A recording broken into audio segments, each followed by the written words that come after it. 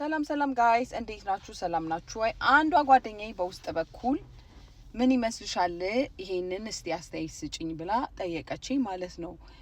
ጥያቄዋም የድሮ ቦይፍሬንዴ ወይም ደግሞ የድሮ ጓደኛዬ አሁን አግብቷል። ሚስቱና እኔ እንተዋወቃለን በሰውና ስልኳ አለኝ። በውስጥ በኩል ጽፎ እንዴት ነሽ ደህና ነሽ መቼ ነው የምንገናኘው አለኝና ምን ልበለው ምን ታስቢያለሽ አለች።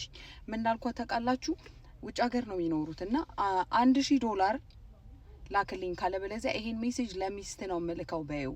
ከዛ በኋላ $1000 ከተቀበልሽ በኋላ እስቲ ለሚስቱ ሜሴጁን ላኪላትና እንድትፈታው አድርጊ።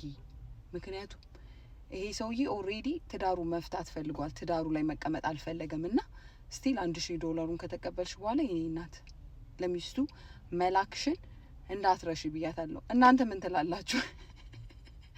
አዎ ምክንያቱም ይሄ ትዳሩን ራሱ ነው ያፈረሰው፣ ለኤክስ ገርል ፍሬንዱ ሜሴጅ የላከ ጊዜ ማለት ነው። እናንተ ምን ታስባላችሁ? ኮሜንት ላይ